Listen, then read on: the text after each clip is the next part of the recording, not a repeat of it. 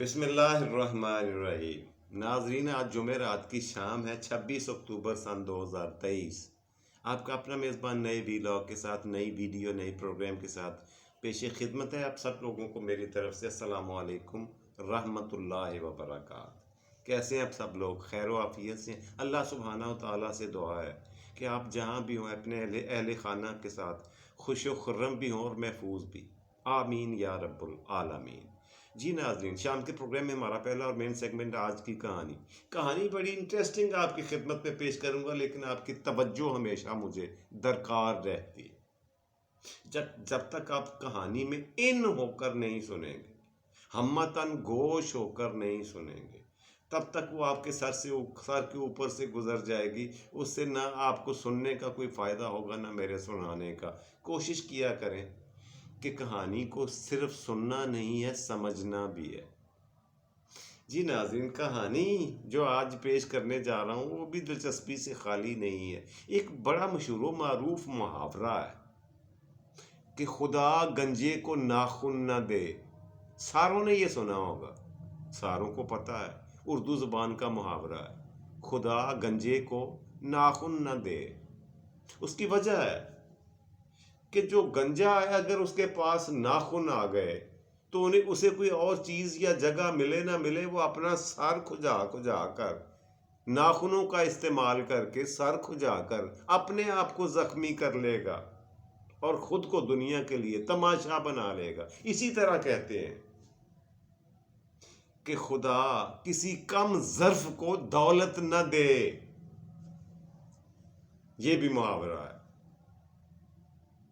کیوں ایسا کیوں کہا گیا؟ وجہ کیا بنی؟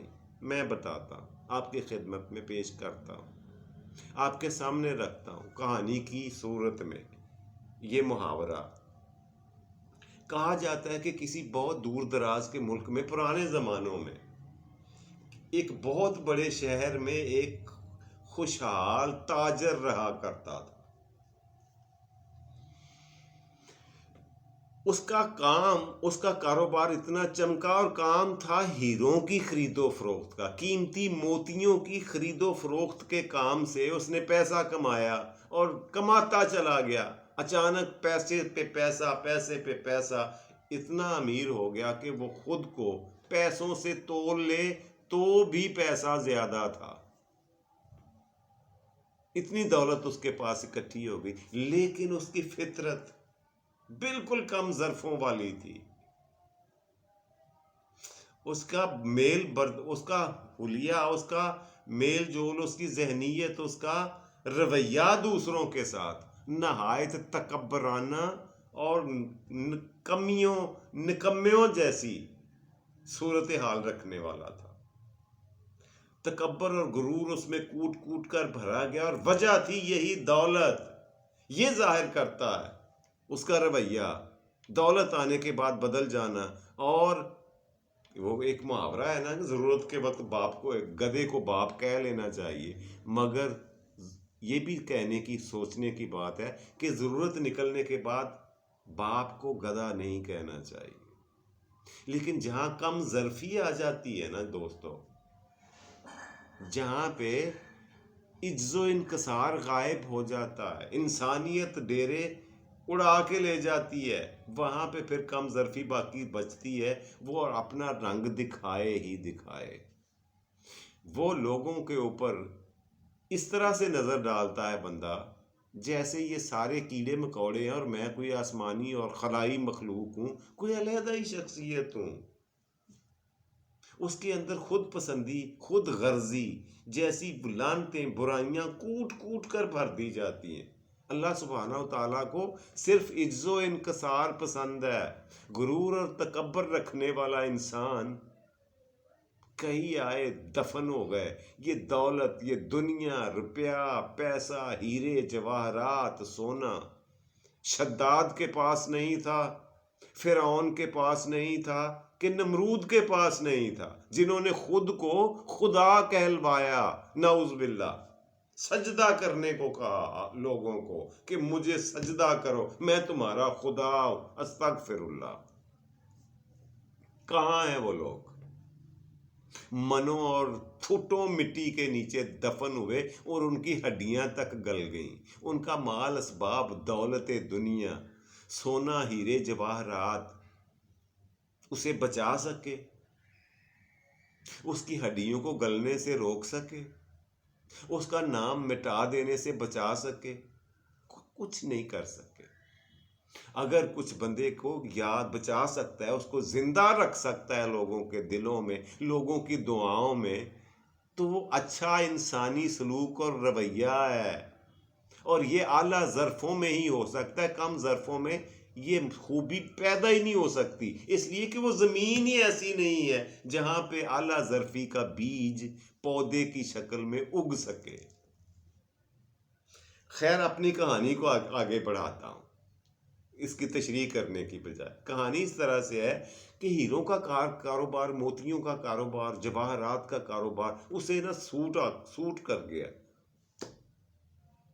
اس کو سوٹ کیا اس کام نے، اور دنوں دن دگنی رات چوگنی ترقی کرتا ہوا اب مال و اسباب، پیسے کی فراوانی اتنی ہو گئی کہ وہ لوگوں کو چیونٹیاں سمجھنے لگ گیا، دوسروں کو پرلے درجے کا کنجوس، پرلے درجے کا متکبر اور مغرور آدمی بن کر سامنے آیا.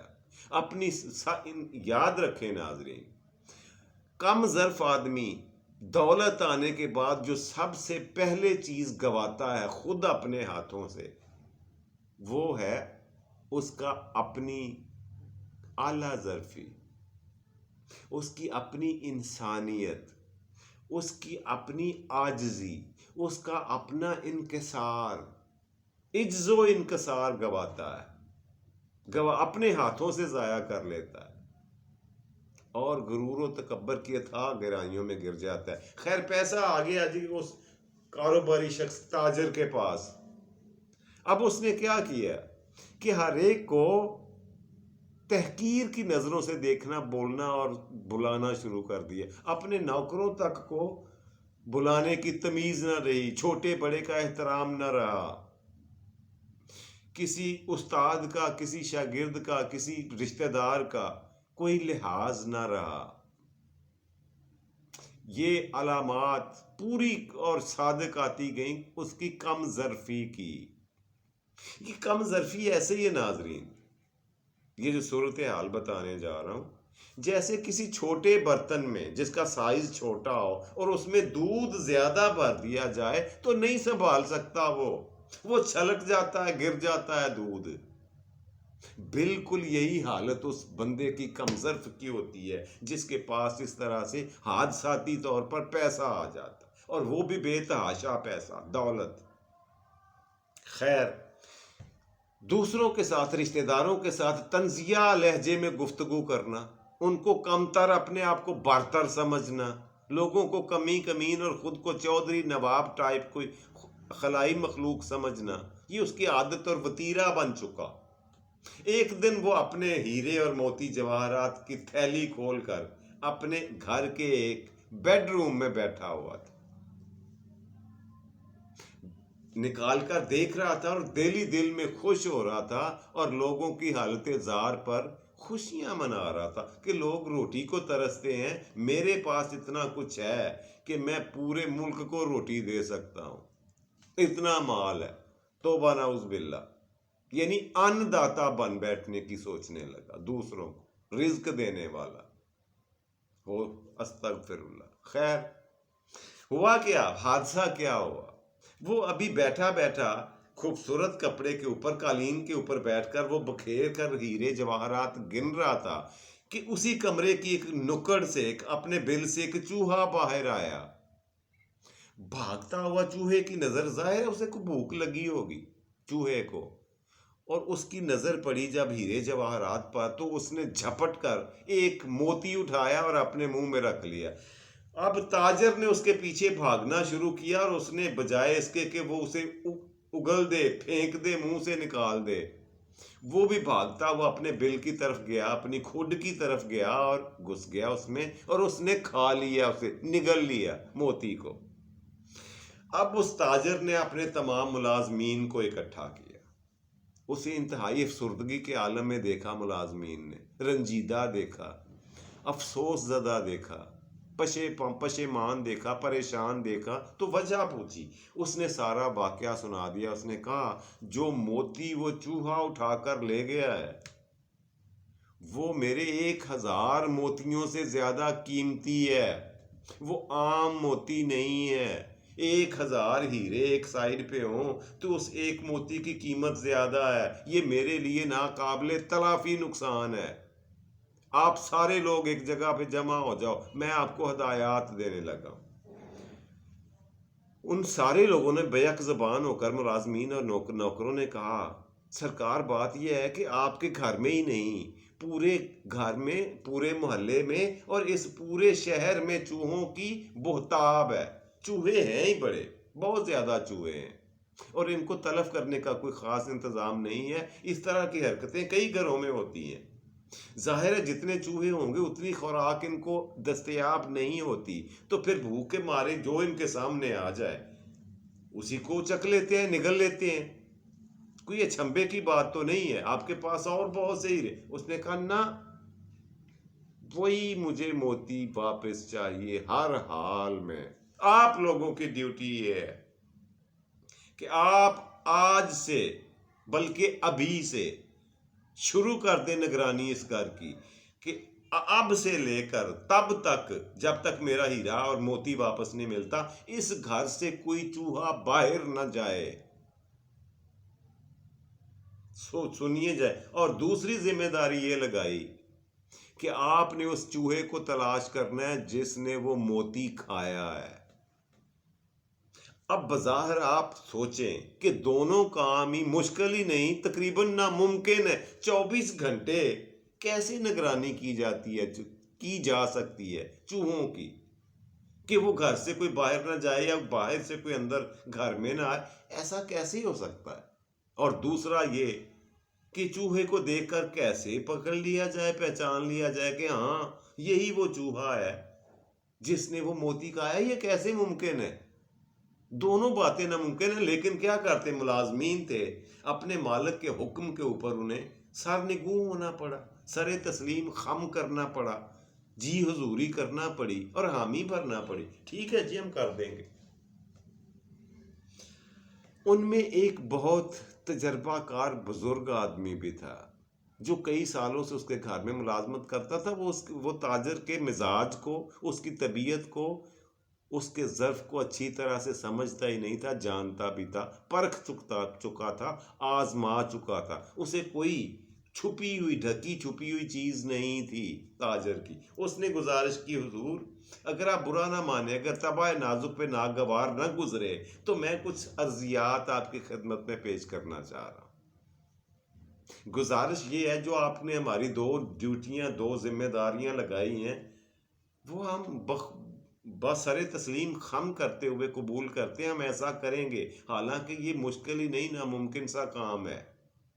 اور پھر یہ آپ کا ایک ہیرا یا ایک موتی کھایا، آپ کے پاس تو ہزاروں ہیرے اور جواہرات، موتی اور سونے کے، گولڈ کے ذخائر پڑے ہوئے ہیں، اور ایسے کیسے ہو سکتا ہے؟ بہرحال اس کا ایک طریقہ ہے، میں بتاتا ہوں آپ۔ اب تاجر نے فوری کان کھڑے کیے۔ اس نے کہا بابا ضرور بتائے گا، کوئی کام کی بات۔ اس نے کہا حضور میں نے جب سے آپ کے ہاں نوکری کی ہے 40 سال سے زیادہ عرصہ ہو گیا ہے، ساری زندگی آپ نے کبھی انسانوں کی دعوت تو کی نہیں، اب آپ چوہوں کی ایک دعوت کریں۔ تاجر چونکا اور بولا کیا مطلب ہے تمہارا؟ اس نے کہا کہ جو چوہے سب سے زیادہ کھانا پسند کرتے ہیں وہ کھانا تیار کروا کے ایک کمرے میں رکھیں، پورے گھر میں جتنے چوہے ہیں وہ اس کی خوشبو پر ٹوٹ پڑیں گے، پل پڑیں گے، حملہ کر دیں گے کھانے کے لیے۔ ان کو اتنی وافر مقدار میں پیٹ بھرنے کے لیے کھانا ملتا ہی نہیں، تو یہ ان کے لیے غنیمت ہوگی، یہ موقع، سنہری گولڈن چانس وہ ہاتھ سے نہیں جانے دیں گے۔ یقیناً وہ آئیں گے اور وہ چوہا بھی آ جائے گا جس نے ہیرا کھایا ہے۔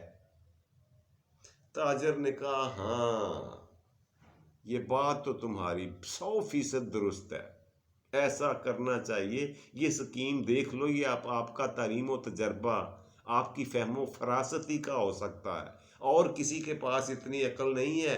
سن لو. دوسرے نوکروں سے کہا, بولا سن لو, بابا جی نے کتنی اچھی بات کری ہے, مگر ایک فکرہ اس پہ اس نے غور نہیں کیا کہ آپ نے انسانوں کی دعوت تو کبھی کری نہیں.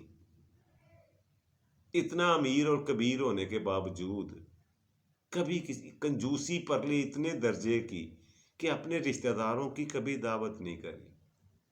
اس کو نہیں اس نے کنسیڈر کیا, زیر غور لایا, بلکہ وہ اس کی سکیم کے اوپر ہی نظر اٹک گئی, ذہن اٹک گئے.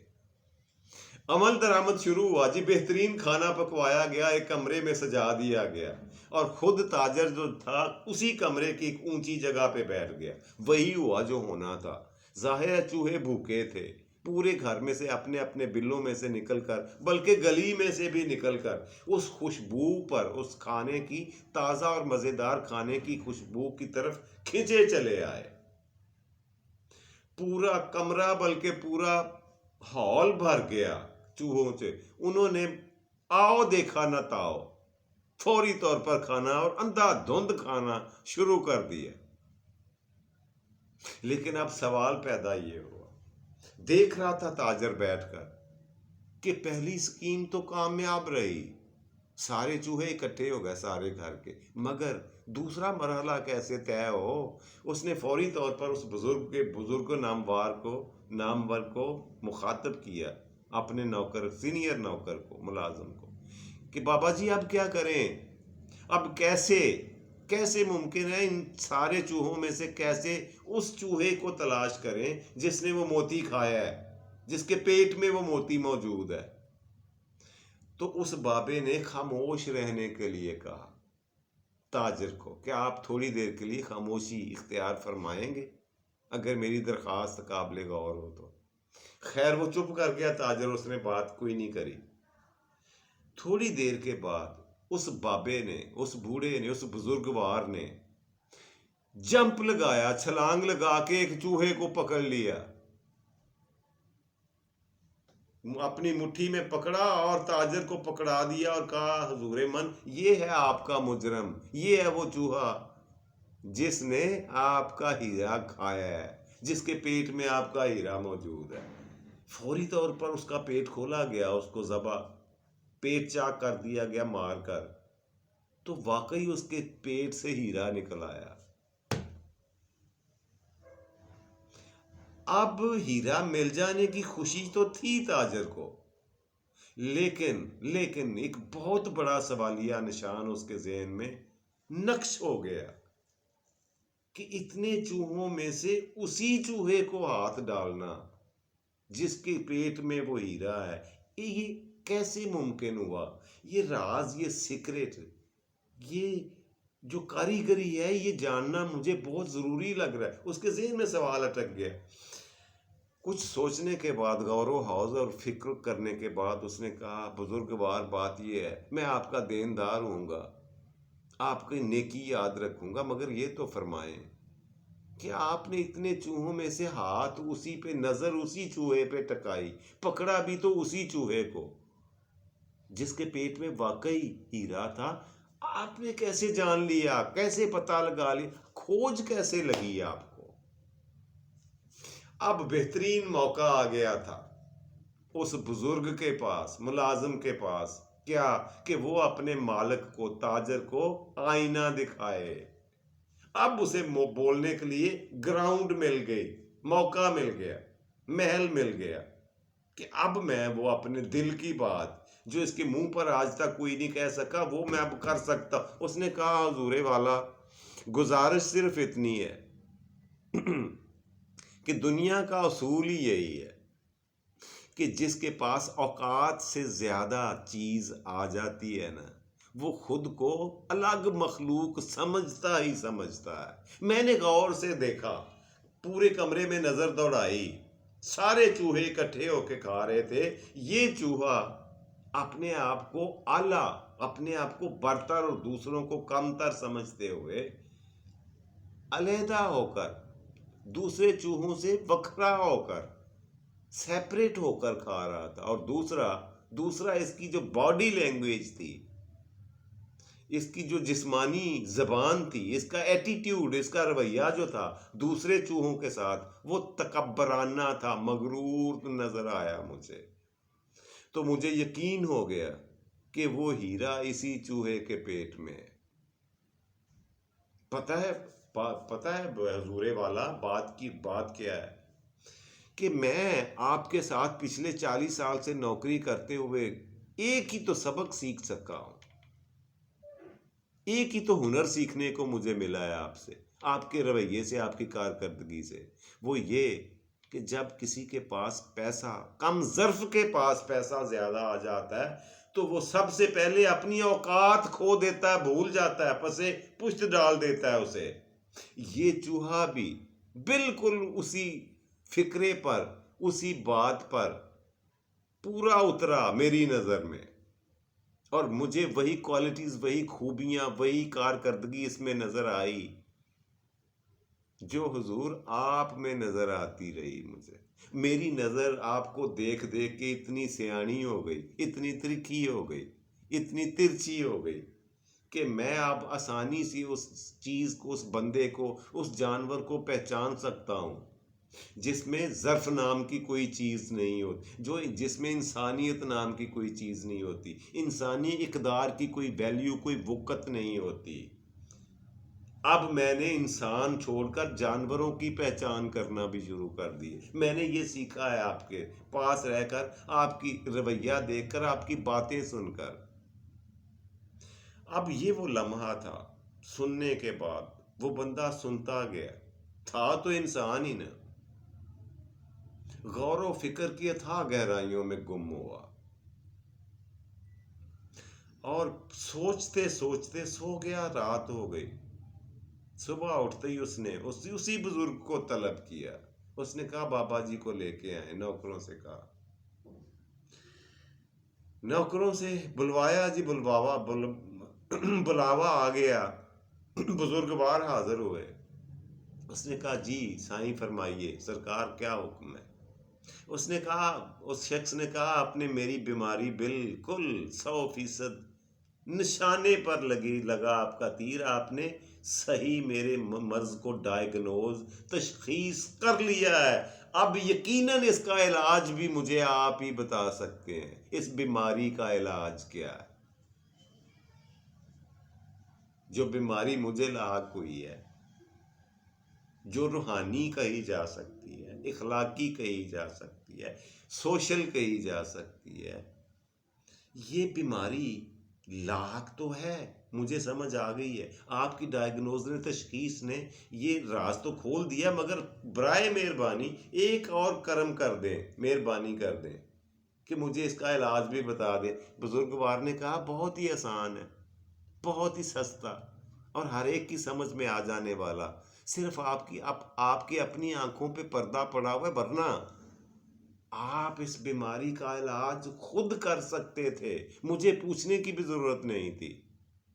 سرکار اپنے رویے کو بدلیے، اپنے ظرف کو، اپنی سوچ کو اونچا کیجئے، اپنی تنگ نظری سے جان چھڑائیے، پیچھا چھڑائیے، اور اسلام اور اسلامی تعلیمات پر عمل درآمد کو یقینی بنائیے۔ اپنے مال میں سے رشتہ داروں کا، غریبوں کا، یتیموں کا، حقداروں کا حصہ نکالیے۔ لا محالہ آپ کے اندر سے اکڑ، غرور، تکبر جیسی ساری چیزیں بھاگ کر دور چلے جائیں گے۔ گھر میں ہیلے بہانے سے مہمانوں کو بلائیے، سب کو بہتر سے بہترین کھانا کھلائیے، اور آپ کی یہ جو کم ظرفی ہے، یہ آہستگی کے ساتھ، سلولی بٹ گریجولی اعلیٰ ظرفی کی طرف گامزن ہو جائے گی۔ یہ میرا تجربہ ہے، میں شور شاٹ کہہ سکتا ہوں۔ اس نے عمل درآمد کیا، جو اس نے کہا جی بابا جی آپ کی بات پر، نصیحت پر عمل درآمد ہوگا، اور کل سے نہیں، آج سے، اور آج سے بھی نہیں، ابھی سے۔ اس نے اپنی تمام ان بیماریوں سے چھٹکارا حاصل کرنے کے لیے بابا جی کے بتائے ہوئے رستے پر چلنے کا اہتمام کیا، اور اللہ سبحانہ و تعالیٰ نے اس کی معافی قبول کر لی، اس کی توبہ استغفار قبول کر لی، معاف کر دی ہے، وہ تو غفور الرحیم ہے۔ وہ تو ارحم الراحمین ہے. وہ تو علامہ اقبال کہتے ہیں ہم تو مائل بکرم ہیں کوئی سائل ہی نہیں. اللہ پاک فرماتے ہیں ہم تو مائل بکرم ہیں کوئی سائل ہی نہیں. راہ دکھلائیں کسے کوئی راہ روئے منزل ہی نہیں. ارے منزل کی تلاش ہی کوئی نہیں کرنا چاہتا تو ہم راستہ کس کو دکھائیں. یہ اللہ پاک کا فرما رہے ہیں. علامہ اقبال نے اپنے شعر میں بڑی خوبصورتی کے ساتھ اس کام کو بیان کیا ہے, اس پروسیس کا تذکرہ کیا ہے. سمجھنے والوں کے لیے بہت بڑی بات ہے.